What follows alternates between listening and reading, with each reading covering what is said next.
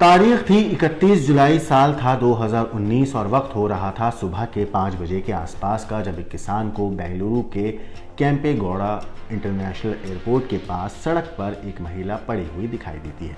वो पास जाकर देखता है तो दहशत और खौफ से उसका दिल दहल जाता है, क्योंकि वो महिला मरी हुई थी और लाश का सिर बेरहमी से कुचला हुआ था। जिस्म के ऊपर धारदार हथियार से काटे जाने के कई गहरे निशान थे।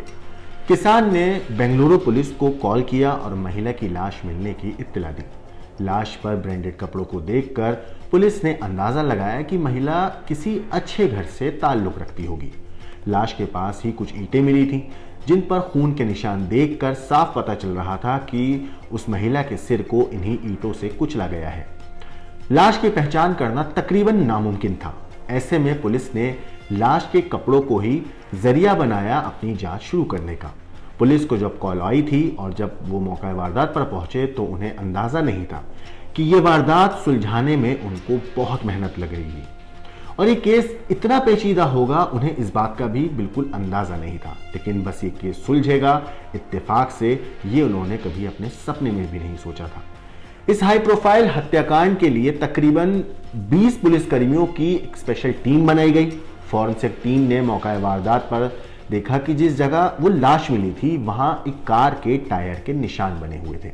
इलाके के आसपास सीसीटीवी फुटेज खंगालने पर वहां से सफेद स्विफ्ट गाड़ी गुजरती हुई पुलिस को दिखाई दी। हालांकि किसी भी कैमरे के अंदर, किसी भी सीसीटीवी फुटेज में उस गाड़ी का नंबर नहीं दिख पा रहा था। खैर, अब जांच का अगला एंगल था लाश को पहचानना, कि सबसे पहले पता चले कि लाश किसकी है। तो पुलिस ने जो लाश के जो कपड़े थे उसी के थ्रू पता करने की कोशिश करी, क्योंकि महिला branded jeans, T shirt, Titan की महंगी घड़ी पहनी हुई थी। आमतौर पर ब्रांडेड चीजों की बिलिंग के जरिए खरीदार की पहचान मिल जाती है। पहचान जानने के लिए पुलिस ने 14,000 से ज्यादा लोगों से पूछताछ हुई और यह पता चला कि देश भर में इस तरह की तकरीबन 14,000 जीन्स बेची गई हैं। बिलिंग के आधार पर खरीदारों के नंबर निकाले गए, साइज के आधार पर फिर उन्हें और स्क्रूटनी करी गई, तो अब वो 14,000 से नंबर 800 आ गया। हर किसी के नंबर निकालकर एक व्हाट्सएप ग्रुप बनाया गया जहां लाश की तस्वीरें भेजी गईं, लेकिन नतीजा सिफर निकला। जीन्स के बाद टाइटन वॉच के मॉडल के आधार पर इसे खरीदने वालों की डिटेल निकाली गई, तो पता चला वो भी 14,000 जो है उसके खरीदार थे, बल्कि उससे ज़्यादा ही थे नंबर। हर किसी को कॉल किया गया, ग्रुप बनाए गए, तस्वीरें भेजी गईं, लेकिन उस घड़ी को खरीदने वाला कोई भी शख्स सामने नहीं आया। पोस्टमार्टम रिपोर्ट में सामने आया जब कि महिला पर चाकू से तकरीबन 22 वार किए गए थे, जिससे उसकी मौत हुई। सिर पर किसी भारी हथियार से, भारी चीज से हमला किया गया था। इसके बाद उसके सिर को कुचला गया। पोस्टमार्टम के दौरान टीम की नजर शरीर पर बने एक टैटू पर गई और वो टैटू था एस, इंग्लिश वाला जो एस के होता है अल्फाबेट, उसका। अब पुलिस ने ब्रांडेड घड़ी और जीन्स खरीदने वाले एस नाम के लोगों की एक लिस्ट निकाली और उनसे पूछताछ हुई, लेकिन ये ट्रिक भी काम नहीं आई। लाश एयरपोर्ट के पास मिली थी।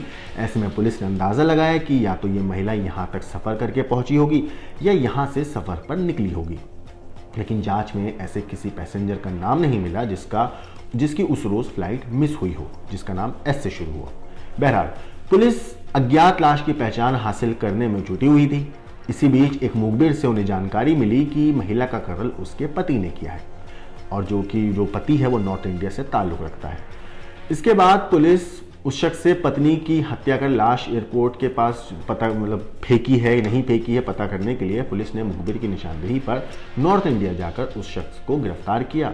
तो उसने बताया कि उसने पत्नी की हत्या की है और उसने अपना जुर्म कबूल भी कर लिया। जब उसे मौका वारदात पर पुलिस लेकर आई क्राइम सीन को रिक्रिएट करने के लिए, तो वो पुलिस के साथ रवाना तो हुआ, लेकिन वो पुलिस को एक नई जगह लेकर गया। वो जगह जहां पे अज्ञात लाश मिली थी टैटू वाली लड़की की, वहां से कुछ दूरी पर थी। अब पुलिस हैरान थी। जब नजदीकी पुलिस स्टेशन से संपर्क हुआ तो सामने आया कि वाकई कुछ रोज पहले उस जगह भी एक लाश मिली थी। अब एक हत्याकांड की गुत्थी को सुलझाते सुलझाते पुलिस ने दूसरे एक मर्डर केस की कहानी को सॉल्व कर दिया। एक संयोग से मिली लाश की पहचान, आमतौर पर किसी भी लाश को तकरीबन 2-3 दिन तक मॉर्चरी में रखा जाता है, लेकिन इस केस में ऐसा नहीं हुआ। लाश मिलने के तकरीबन 10 दिन बीत चुके थे, लेकिन पुलिस के पास कोई सुराग नहीं था कि आखिर ये लाश है किसकी। इस मामले के ठीक 1 महीने पहले बेंगलुरु के पुलिस इंस्पेक्टर बी राममूर्ति की टीम ने एक चोर कार्तिक नाम के चोर को गिरफ्तार किया था कोलकाता से। उसके पास से तकरीबन 50 लाख का सोना मिला था।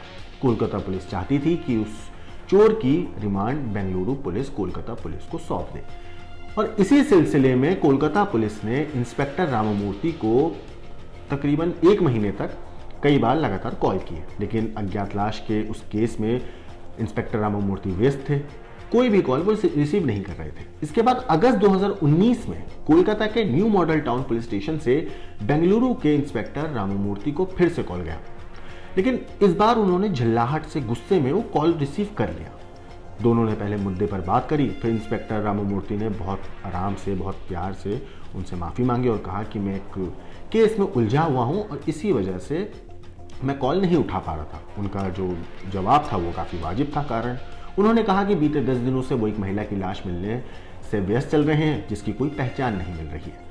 कुछ दिनों तक उन्हें कॉल ना किया जाए, ऐसा उन्होंने रिक्वेस्ट किया कोलकाता पुलिस से। बात निकली तो दोनों ने केस सुलझा ना पाने पर हताशा जताते हुए पूरी डिटेल्स एक दूसरे के साथ शेयर करने लगे। बात करते करते डिटेल सुनते ही कोलकाता पुलिस का कांस्टेबल ने इंस्पेक्टर रामामूर्ति से कहा, जरा रुकिए, क्योंकि कुछ दिन पहले ही उनके थाने में एक मिसिंग कंप्लेंट दर्ज कराई गई है जिसमें संदीप डे नाम के शख्स ने बताया कि उसकी पत्नी कुछ दिन पहले ही बेंगलुरु गई थी, जहां से वो लापता हो गई है। अब इत्तेफाक से शुरू हुई बातचीत इस केस की पहली अहम कड़ी साबित हुई। शिकायतकर्ता संदीप डे के नाम का पहला अक्षर एस था। यही टैटू लाश पर बना हुआ था। बेंगलुरु पुलिस ने सीधे लाश की तस्वीर कोलकाता पुलिस को भेज दी। तस्वीर के कपड़ों से और कोलकाता के रहने वाले संदीप डे ने अपनी पत्नी को पहचान लिया। संदीप डे ने लाश की शिनाख्त करके बताया कि उनकी पत्नी है और उसका नाम पूजा सिंह डे है, जो पेशे से एक मॉडल है। वो कुछ वक्त पहले ही एक इवेंट के काम के लिए बेंगलुरु गई थी और तभी से वो लापता है, कुछ पता नहीं चल रहा उसका। इंस्पेक्टर रामामूर्ति कोलकाता के लिए रवाना होने वाले ही थे कि उसी वक्त बेंगलुरु पुलिस के पास एक और कॉल आता है और ये कॉल करने वाला शख्स दिल्ली का था, नाम था अली। अली ने पुलिस से कांटेक्ट किया। अली ने पुलिस को बताया कि जिस टाइटन घड़ी की तस्वीरें व्हाट्सएप ग्रुप पर भेजी जा रही हैं, वो घड़ी उसने कुछ वक्त पहले ही अपनी गर्लफ्रेंड को दी थी। उसने अपनी गर्लफ्रेंड का नाम पूजा डे ही बताया। पूजा की पहचान उसने तस्वीरों के जरिए कंफर्म भी करी। अब पुलिस ने लाश की पहचान मिलते ही दिल्ली से अली और कोलकाता से पूजा के पति संदीप और उनके परिवार को पूछताछ के लिए बेंगलुरु बुला लिया। पूजा के पति संदीप डे के बयान के मुताबिक उनकी शादी 7 साल पहले हुई थी सत्याकांड से। हालांकि उनके बच्चे नहीं थे और पूजा पेशे से एक मॉडल थी और बीते कुछ वक्त से इवेंट मैनेजमेंट का काम भी कर रही थी। काम के सिलसिले में पूजा अक्सर बेंगलुरु और दिल्ली का सफर करती थी। संदीप डे ने बताया कि वो पूजा और अली के रिश्ते से बिल्कुल अनजान थे। उन्हें भनक तक नहीं थी कि जो उनकी पत्नी है पूजा, वो किसी अली नाम के लड़के को डेट कर रही है। पूजा के परिवार से पूछताछ की गई तो सामने आया कि उनकी शादीशुदा जिंदगी, यानी कि पूजा की जो शादीशुदा जिंदगी थी, वो ठीक नहीं चल रही थी। पूजा और संदीप में अक्सर लड़ाई झगड़े होते थे, अनबन थी दोनों पति पत्नी में। परिवार के बयान के बाद पुलिस ने सबसे पहले संदीप को शक के दायरे में लिया। कहीं पुलिस को लग रहा था कि कहीं ऐसा तो नहीं कि संदीप को पूजा और अली के रिश्ते के बारे में जानकारी हो गई हो, जिससे नाराज होकर संदीप ने अपनी पत्नी पूजा की हत्या या तो कर दी हो या फिर करवा दी हो। बहरहाल पूजा के बॉयफ्रेंड अली को पुलिस ने पूछताछ में तो लिया, लेकिन उस पर शक नहीं किया, क्योंकि अली ने पुलिस को बताया कि इवेंट के दौरान उसकी मुलाकात पूजा से हुई थी। साथ में काम करते हुए दोनों एक दूसरे को पसंद करने लगे। वो ये भी जानते थे कि पूजा शादीशुदा है अली, और लेकिन इससे उनके रिश्ते पर कोई फर्क नहीं पड़ा, ऐसा अली ने पुलिस को बताया। पुलिस को अली पर भी शक था, लेकिन पुलिस को ये बात समझ में आ गई कि इसलिए शक के दायरे से उसे अली को हटा भी दिया, क्योंकि अगर वो खुद ऐसा कुछ करता है, यानी कि कत्ल अगर वो करा होता उसने, तो खुद पुलिस से संपर्क नहीं करता। लेकिन यहाँ तो उसने खुद कॉल करी थी। बहरहाल मौत से एक दिन पहले पूजा ने होटल में चेक इन किया था। पुलिस ने संदीप डे के खिलाफ सबूत जुटाने की जो है एक शुरुआत शुरू करी। साथ ही पूजा के मोबाइल नंबर से उन जगहों पर पूछताछ शुरू हुई जहां मौत से पहले उनका मोबाइल लोकेशन दिखाई दी गई। सामने आया कि पूजा 29 जुलाई 2019 को फ्लाइट से कोलकाता से बेंगलुरु पहुंची। एयरपोर्ट से उन्होंने ऐप के जरिए कैब बुक की थी, जिससे वो सिंह सांद्रा स्थित सहारा पवेलियन होटल पहुंची। पुलिस ने होटल पहुंचकर सीसीटीवी फुटेज देखे, जिनमें पूजा 29 जुलाई को चेक इन करके दिखी। होटल स्टाफ ने उन्हें बताया कि पूजा अकेले ही होटल आई थी और 30 जुलाई को ऑनलाइन कैब बुक करके वो मीटिंग करने के लिए गई थी और लेट आई थी। फिर 30 और 31 जुलाई की दरमियानी रात करीब 3:55 के आसपास उन्होंने होटल से चेकआउट किया। वो उसी कैब से एयरपोर्ट के लिए निकली थी जिससे वो दोपहर में लौटी थी। होटल से मिली जानकारी को कंफर्म करने के लिए जब पुलिस ने ऑनलाइन कैब बुकिंग ऐप को खंगाला तो उसमें पूजा की देर रात की कोई बुकिंग नहीं मिली। ऐसे में पुलिस का सीधा शक उस कैब ड्राइवर पर गया जो दोपहर में उनको लेकर आया था। होटल के सीसीटीवी फुटेज के जरिए पुलिस को उस कैब और कैब ड्राइवर की पूरी जानकारी भी मिल गई थी। पूजा की लाश मिलने के 23 दिन अब बीत चुके थे और 23 अगस्त को पुलिस ने कैब ड्राइवर को उसके घर से उठाया और उससे पूछताछ की। कैब ड्राइवर की पहचान हुई 22 साल के नागेश के रूप में।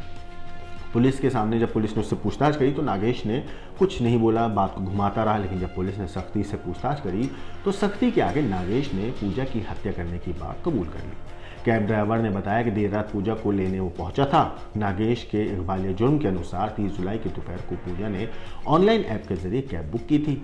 वो उन्हें मीटिंग के लिए ले गया था और वापस लाया। पूजा ने उसे बताया कि वो देर रात एयरपोर्ट जाना चाहती है जिसके लिए वो रात को कैब बुक करेगी। ऐसे में नागेश ने पूजा से कहा कि वो ऑनलाइन बुकिंग ना करे, जहां भी वो जाएगी वो डायरेक्ट उसे बता दे और 1200 रुपये दे दे, वो ऐसे ही वक्त पर पहुंच जाएगा। यहाँ पूजा ने लापरवाही बरती और लापरवाही बरतते हुए उसकी बात मान ली। तब समय पर वो पूजा को होटल लेने पहुंच भी गया और यही वजह थी कि ऐप खंगालने पर पूजा की कोई लेट नाइट की यानी 30 और 31 जुलाई की दरमियानी रात की कोई बुकिंग नहीं दिखी। नागेश ने बताया कि पूजा के पहनावे से वो किसी रईस खानदान की लग रही थी। उसे देखते ही नागेश ने उसे लूटने का मन बना लिया था। दरअसल नागेश ने लोन पर एक गाड़ी ले रखी थी, सफेद स्विफ्ट, लेकिन पैसों की कमी की वजह से उसकी कार की EMI बार बार बाउंस हो रही थी। उसे पैसों की सख्त जरूरत थी। ऐसे में पूजा को देखते ही उसने लूटने का प्लान बनाया। वो होटल से एयरपोर्ट की तरफ निकला था। देर रात हो चुकी थी जिससे पूजा भी काफी नींद में थी। रास्ते का उसने फायदा उठाया क्योंकि रास्ता काफी लंबा था। जैसे ही पूजा गहरी नींद में गई उसी वक्त एक सुनसान रास्ता देखकर नागेश ने गाड़ी रोक दी। उसने सबसे पहले एक लोहे की रॉड से सो रही पूजा के सिर पर वार किया। नागेश को लगा कि पूजा बेहोश हो गई है। वो उनका सामान लूटने लगा, मगर बदकिस्मती से उसी दौरान पूजा को होश आ जाता है। जैसे ही पूजा ने बचाव में जोर जोर से चीखना चिल्लाना शुरू किया, नागेश डर गया और नागेश ने चाकू से पहले पूजा की कमर पर फिर पेट पर एक के बाद एक कई बार करने शुरू कर दिए। खून बह जाने से पूजा की वहीं मौत हो गई। नागेश उसका सामान लेकर वहां से भाग निकला। जिस वक्त ये पूरा कांड हुआ उस वक्त सुबह के 5 बजे का वक्त ही आसपास हो रहा था और पूजा की लाश भी किसान को उसी वक्त के आसपास मिली थी और बल्कि उससे कुछ मिनट पहले ही पूजा की मौत हुई थी। 2 साल तक नागेश को इस मामले में जमानत नहीं मिली, मगर 2 साल बाद 15 मार्च 2021 को पुलिस ने केस की चार्जशीट दाखिल करी। लेकिन किस्मत का खेल देखिए, सितंबर में उसके खिलाफ ट्रायल शुरू होना था, लेकिन इससे पहले कि ट्रायल शुरू होता सितंबर 2021 में जेल में ही फूड पॉइजनिंग की वजह से उसकी मौत हो गई। ये एक ऐसा केस था जो इत्तेफाक से सॉल्व हुआ था। इस पूरी स्टोरी के ऊपर आपकी जो भी राय है हमें कमेंट करके जरूर बताइएगा। बाकी देश और दुनिया की क्राइम की खबरों के लिए देखते रहिए क्राइम तक।